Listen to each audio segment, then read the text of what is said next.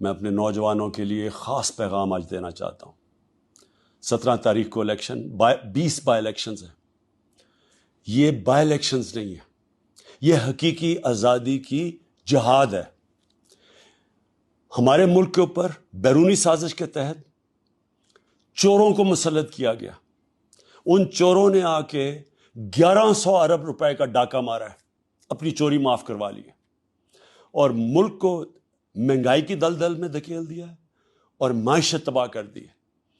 آپ نے سب نے نکلنا ہے، سب کو نکالنا ہے، اور انہوں نے صرف ایک طرح جیت سکتے ہیں، دھاندلی کے تحت۔